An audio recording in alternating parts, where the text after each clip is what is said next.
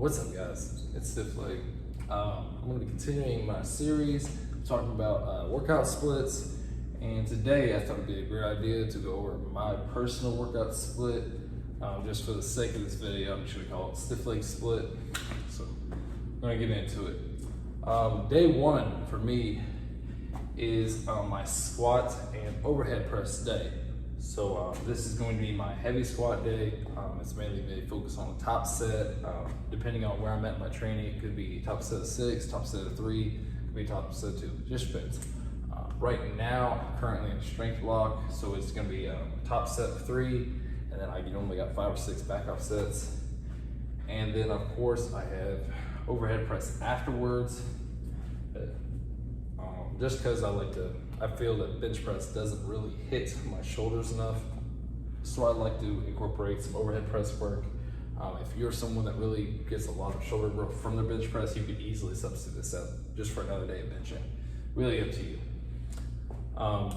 My accessory work for this day is pretty much just RDLs and goblet squats. Really try to get as much hamstring and glute volume as I can get throughout the week, just to keep on pushing my deadlift up.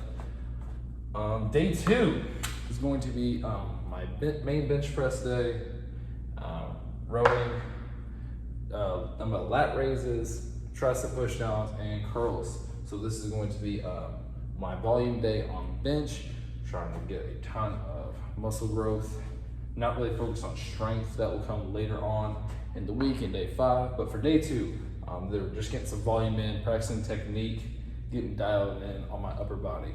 And right now, the only lift I'm really trying to push forward on strength is my deadlift. So I tend to do a little bit more volume on these upper body days, just trying to actually grow the muscles instead of specifically focusing on strength. Day 3, this is my main day here. This is my deadlift day. I personally always put this deadlift day on Saturday because I know I will be able to get enough sleep the night before and the night after. I don't have to get up early on any of those days. It has made like my Friday and Saturday nights very boring, but that is what it is. So this is my main deadlift day. Usually right now I'm having a top set of 2 every Saturday, but depending again on where my schedule is, it could be a top set of 6, could be for single, could be for a PR. It just really depends.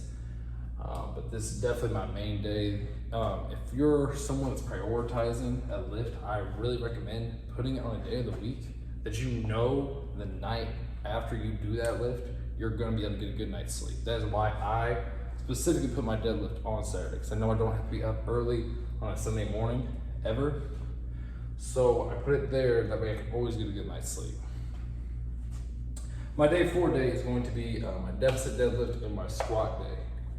I typically do that on a Sunday, which I know for some people they might not be able to do deficit deadlifts the day after deadlifts, but I do mine typically at a 3-inch deficit, which is pretty substantial. It's really a lot, but because of how much of a deficit that is, the weight is so much less than these deadlifts that they really don't interfere as much as you might think they possibly would.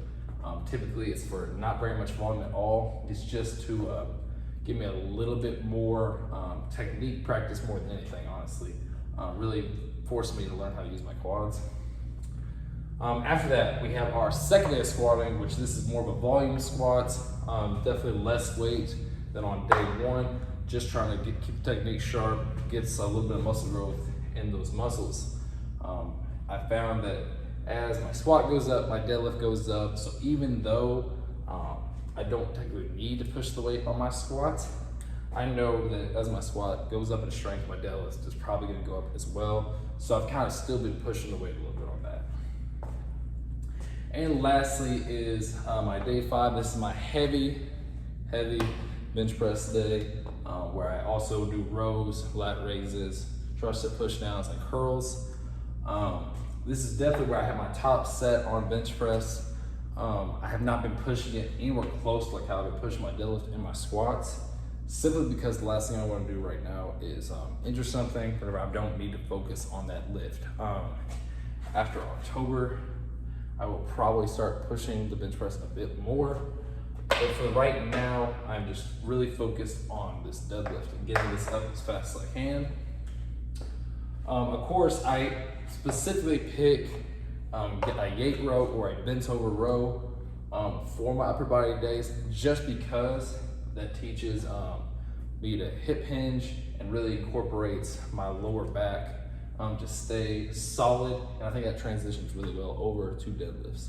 If you're someone that's not focused on that though, you could switch that up for a pull up or a chin up or something like that, or just a chest support row, something that doesn't use your lower back as much. Me personally, I know that I can handle this kind of volume, but if you're someone that cannot handle, 3 days in a row of using your lower back, maybe you might want to adjust it. You could switch out like these deficit deadlifts for an RDL or something that's not going to put your lower back in such a compromised position.